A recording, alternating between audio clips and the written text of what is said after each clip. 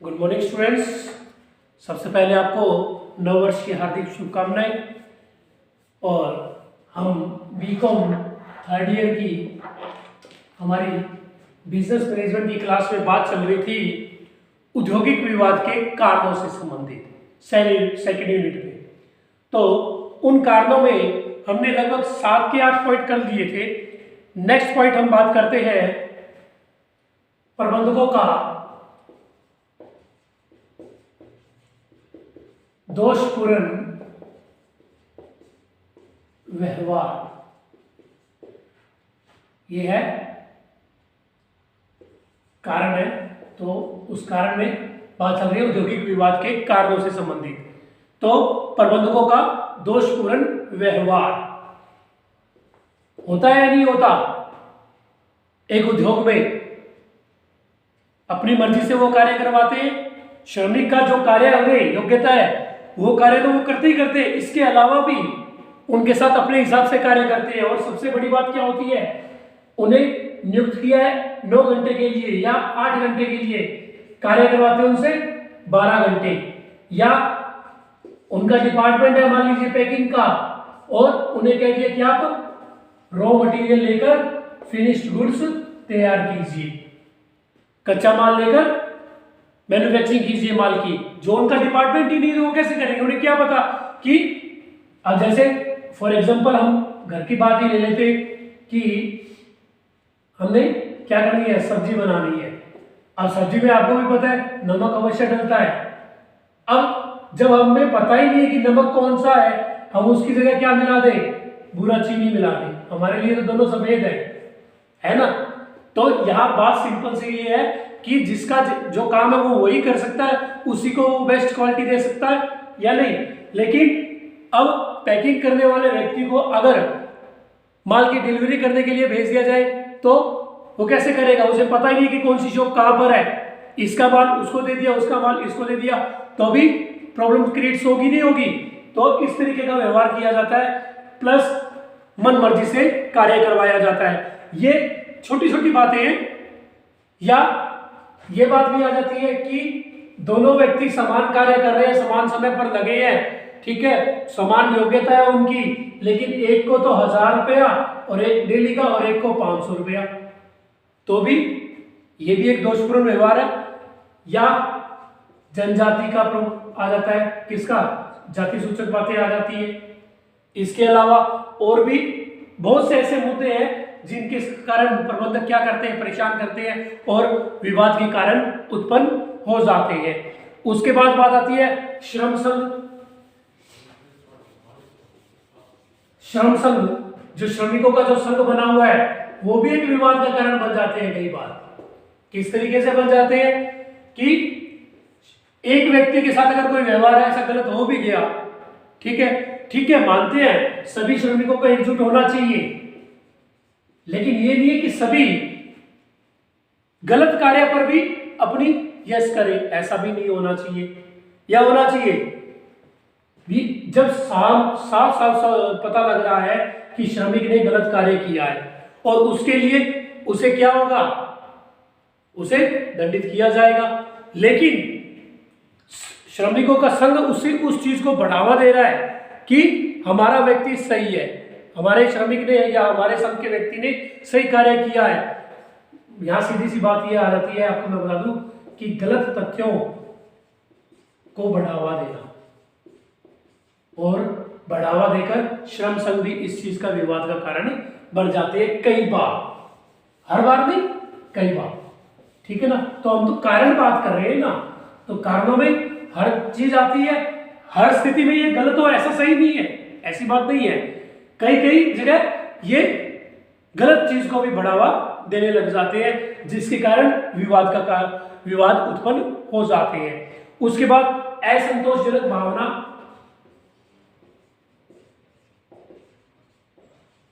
असंतोषजनक भावना मतलब जो श्रमिकों के साथ कार्य किया जाता है, व्यवहार किया जाता है, वो असंतोषजनक स्थिति का होता ही है। नेचुरली सी बात है, जब मन हिसाब से प्रबंधक या श्रमिक यूनियन लीडर भी कई बार क्या करते हैं, उनके साथ भी उन्हें मिल रही है मजदूरी 150 रुपए, ठीक है, और उनको अपना कमीशन काट के दिए जा रहे हैं 125 रुपए। ऐसी स्थितियां भी हो जाती है। और जो संतुष्टिदायक कार्य नहीं है या है, इसके अलावा उन्हें किसी चीज के लिए भी संतुष्ट नहीं किया जाता। मतलब जो उन्हें फैसिलिटी, मैंने आपको फर्स्ट यूनिट में बताया कि श्रमिकों को ये सुविधाएं उपलब्ध होनी चाहिए, तो वो सुविधाएं उन्हें अवेलेबल नहीं करवाई गई।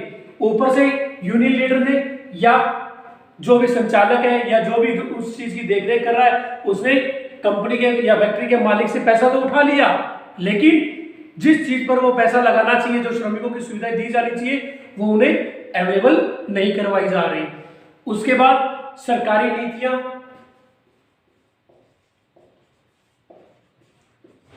देखिए सरकारी जो भी नीतियां हैं कई बार वो भी विवाद का कारण उत्पन्न कर देती है।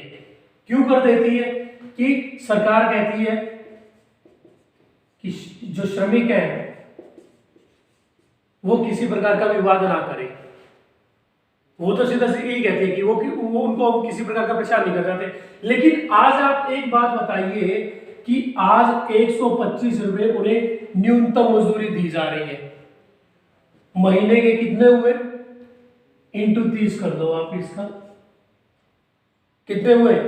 3,750 रुपए में एक छोटे से परिवार का गुजारा हो सकता है मंथली। आप बताइए आज इस बढ़ती महंगाई में ये सरकार की पॉलिसी है कि उसे न्यूनतम मजदूरी इतनी दी जाए 3,750। सरकार तो ये सोचती है कि 8 रुपए खाने का लगता है, ये 10 रुपए खाने के लगते हैं एक टाइम के, वो तो संसद के हिसाब से रेट तय करती है। लेकिन हकीकत में जब मार्केट में उतर के देखिए मेरे किसी को ठेस पहुंचाना नहीं है, किसी व्यक्तिगत या राजनीतिक संस्था से नहीं है, मैं एक एग्जांपल के रूप में बता रहा हूं कि 3,750 रुपए न्यूनतम मजदूरी अगर किसी श्रमिक को भी मिलती है तो क्या वो अपने परिवार का पेट भर सकता है? नहीं भर सकता। न्यूनतम मजदूरी इतनी ही दे रहे हैं।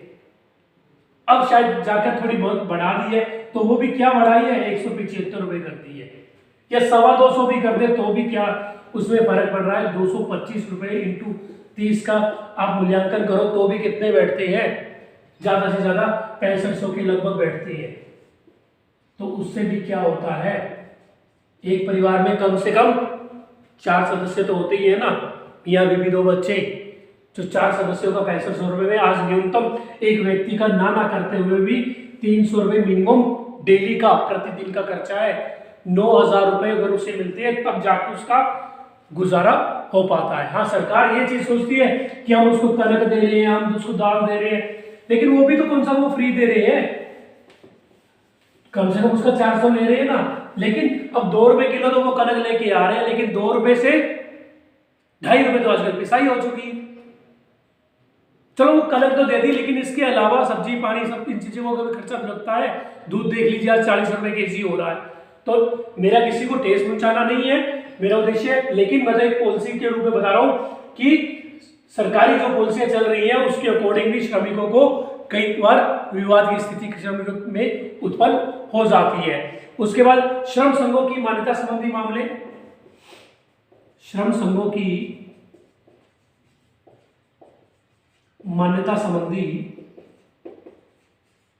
मामले, कई बार श्रम संघों की जो इनको अप्रूवल मिली हुई है और वो बात पर मुकदमा दायर करवा देते हैं ना, तो इसके कारण भी क्या हो जाता है, वो खुद बैठकर उस चीज को सुलझाते नहीं है, लेकिन क्या करते हैं उस बात को और बढ़ा देते हैं। तो इस कारण भी विवाद उत्पन्न हो जाते हैं। और उसके बाद बात आती है राजनीतिक कारण। देखिए इसका तो कहना ही क्या है, आपको पता ही है कि राजनीतिक कारण इतने ज्यादा आ जाते हैं जिसके कारण श्रमिक क्या नियोक्ता के बीच में भी विवाद उत्पन्न हो जाते हैं। श्रमिक के बीच में, श्रमिक का नियोक्ता के बीच में और नियोक्ता के बीच में ये विवाद उत्पन्न होते ही जाते हैं। और ये कभी कम नहीं होते, ये बढ़ते ही जा रहे हैं, कम नहीं हो रहे हैं। ठीक है, उसके बाद सबसे बड़ा जो कारण आजकल जो चल रहा है, नवीनतम तकनीकों का आगमन। अब नई नई मशीनें आ रही हैं, उन मशीनों को ऑपरेट करने के लिए पढ़े लिखे व्यक्ति चाहिए, ठीक है, जो उनकी नॉलेज हो, जो उनकी ट्रेनिंग लेकर आया है। तो इसके कारण क्या हो रहा है, छंटनी हो रही है ना श्रमिकों की। और छंटनी होकर क्या हो रहा है, बेरोजगारी की स्थिति उत्पन्न हो रही है। आज आप सिंपल सी बात ले लिया, अगर यहाँ पर खड्डा भी खोदना है, एक मजदूर अगर वो खड्डा खोदेगा, 3 व्यक्ति 4 व्यक्ति मिलकर भी खोदेंगे तो पूरे दिन में खोदेंगे।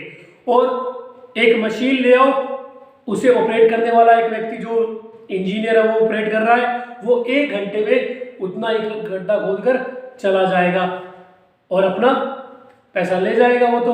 और वहां एक व्यक्ति से काम चल गया और वहां पर 4 व्यक्तियों की जगह 3 व्यक्तियों की छंटनी हो गई। यानी कि मान लीजिए उनमें 4 में से किसी एक ने ट्रेनिंग ले भी ली, वो सीख गया, लेकिन बाकी 3 तो क्या हो गए, बेरोजगार हो गए ना।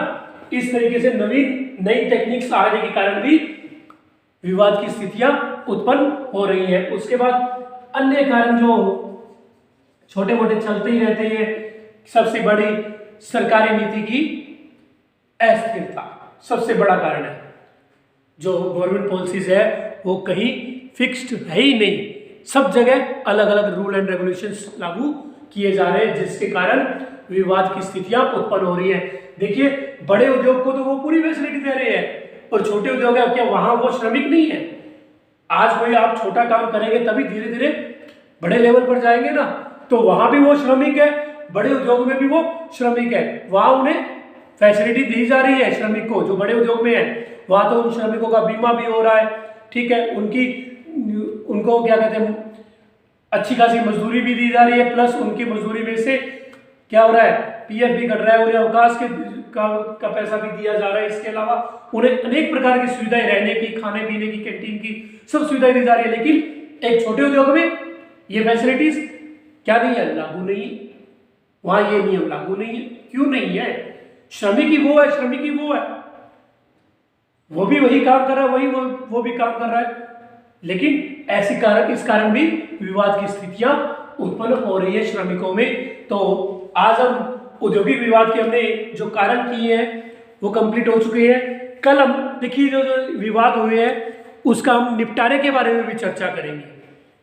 देखिए, आपको एक बात बता दूं, जहां 2 बर्तन होते हैं तो वो खड़कते भी हैं, तो निश्चित रूप से विवाद भी होते हैं और उन विवादों का निपटारा भी होता है, ठीक है ना। उन्हें सुलझाया भी जा सकता है शांति से भी बैठकर, या कमेटी के थ्रू भी, या फिर लास्ट नतीजा जो कोर्ट है कोर्ट के थ्रू भी, और गांवों में ज्यादातर पंच निर्णय या सरपंच के थ्रू भी ये चीजें हो जाती है, उनका निपटारा करवा लिया जाता है। देखिए, विवाद होते तो उनका निपटारा भी है। तो कल हम निपटारे के बारे में चर्चा करेंगे। आज के लिए इतना ही। Thank you.